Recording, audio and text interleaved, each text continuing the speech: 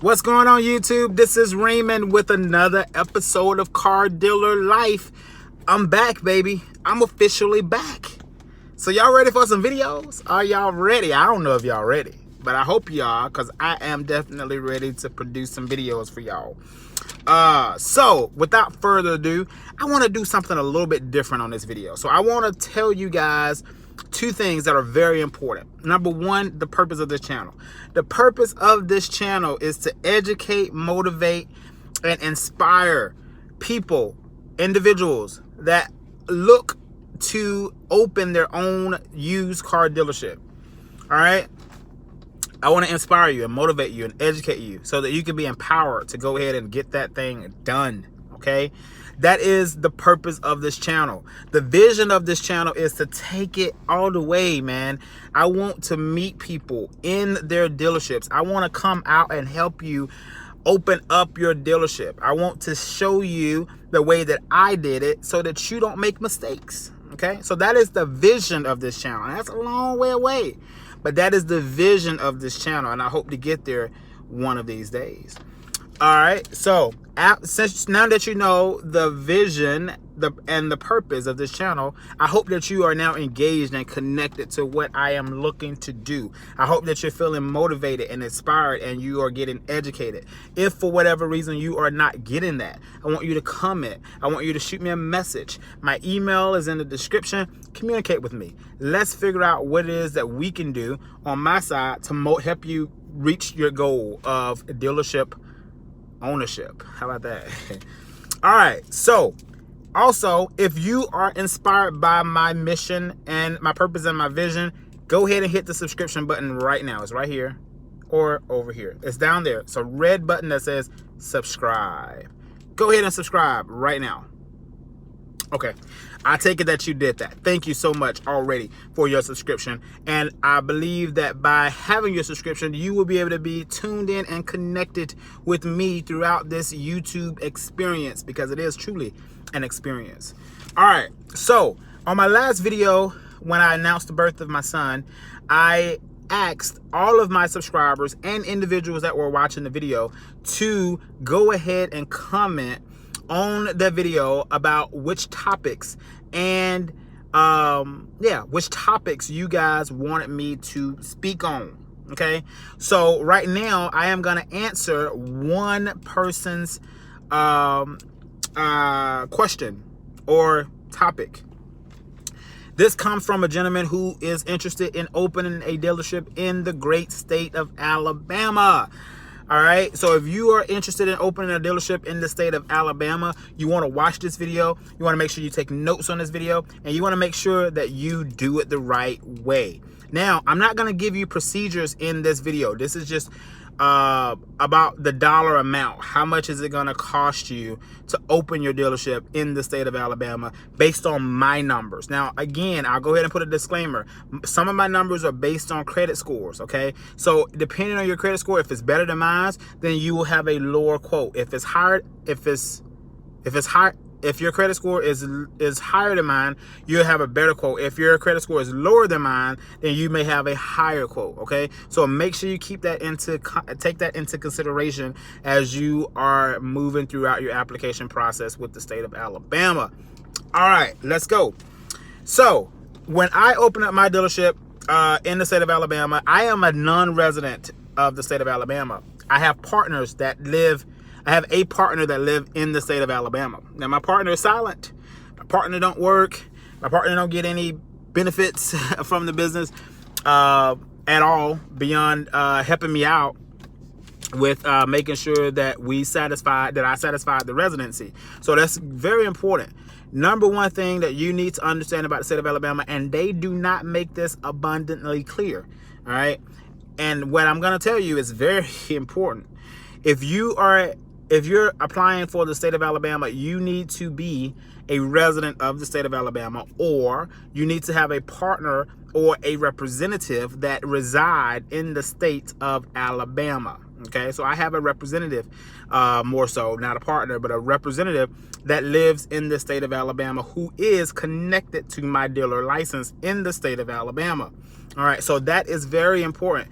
Make sure that you have your P's and Q's, where your I's dotted and your T's crossed in that respect, because if not, the state of Alabama will deny your application. And here's the thing. It says on the application that you have to have a permanent location, right? Permanent location is just that you've went and secured a property and you have signed the lease and it's a permanent location. But they really, what they should say that they don't say is that somebody from your company must reside in the state of Alabama, because that is essentially what they are looking for. All right, so make sure you have that satisfied before you pay any money, before you find any property, before you do anything. Okay, I, on the other hand, was pretty lucky to have a good friend that lived in the state of Alabama that acted as my representative for the state of Alabama. So let's go ahead and jump into some numbers. So first things first, the first thing you need to do once you've gotten over that hurdle is you need to find your location, right? So I did that. I found my location. I paid, all of these fees are going to be startup costs. Okay. I paid $800 for my security deposit on my rent for the state, for my dealership there in Phoenix City. Now, this is all about the first lot that I have in Alabama. I actually have two now, but the very first one, these are the numbers based on the very first one, okay? One of the unique things about the state of Alabama is once you are a dealer, once you already have a dealership in the state of Alabama, you can apply for second locations with just paying $5.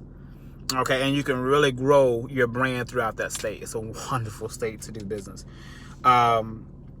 So first location was an $800 security deposit.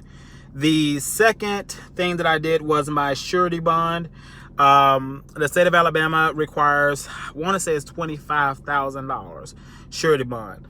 All right, look at your application to confirm that. It's been, I'm sitting in my car, I'm not looking at the documents, and I just want to make sure I put a disclaimer there. But I believe it's $25,000 surety bond is required for the state of Alabama. So that bond cost me $1,500.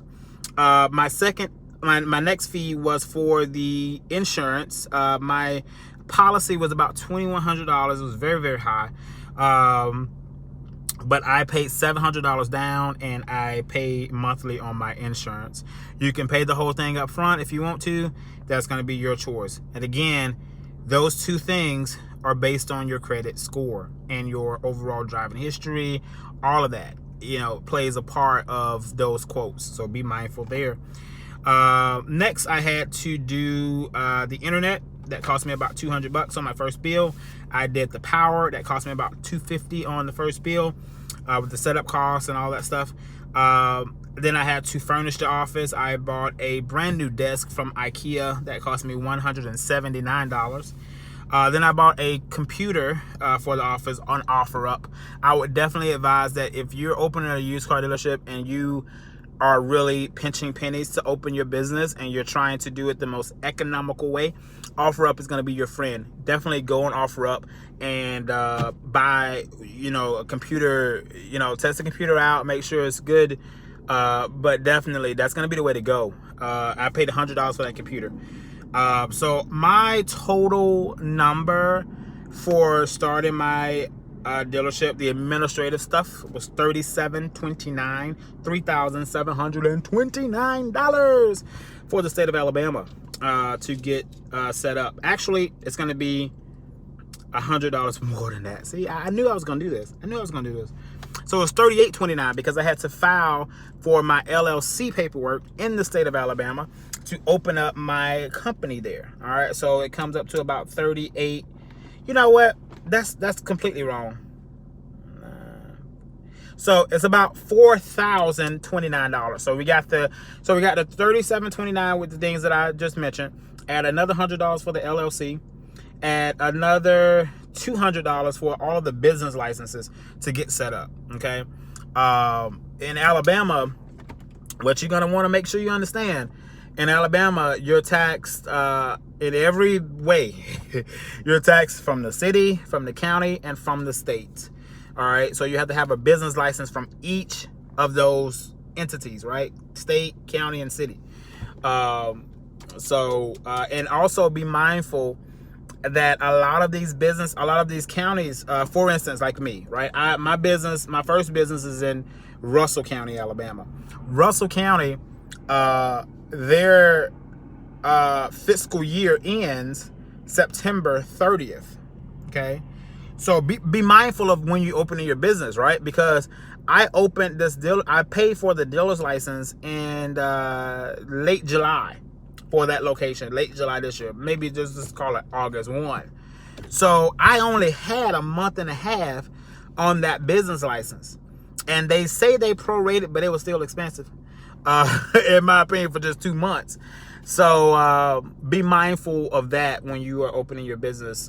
So I would say about $4,050, just round it up, is what I paid to get opened for business. And that's not including inventory. That's not including the cars. So you need to plan to have at least another $3,000 to $4,000 in inventory costs. That will fund you at least a good 10 cars to get started with. Well, let me not say 10 cars, about 5 cars. So if you have about $4,000, you should be able to get at least about 5 cars if you're spending your money right. Typically, you don't want to exceed, realistically, you don't want to exceed $700 per car, right? Because, I mean, you want to try to stretch as much as possible. And you can do it. You can find cheap cars. You just have to know where to go, and you have to just stay committed to that fact of finding cheap cars. Yeah, so that's what I did, and that was the total cost, $4,050 for the state of Alabama. So if you are looking to open your dealership in that state, it's a great state to do business, like as far as the car business, because here's why I say that. There's no emissions in the state of Alabama. People pay good money for cars in the state of Alabama. The biggest thing you're going to have to be concerned about is making sure that you are committed to the business. And that's anywhere, right? I mean, just make sure that you are committed to your business. And if you are committed to your business, then it will work and it will pay itself off. Okay. So that's what I got today. That's what I got. That's it. Thank you for watching. If you got questions on this video about how to actually do the procedures of the state of Alabama, let me know. Maybe I'll do another video on exactly the A to B procedures. But I think I've given you a little bit of enough. The biggest thing that I said in the beginning is if you're not a resident of the state of Alabama, you need to make sure that you have a representative in that state that you can attach to your dealer's license.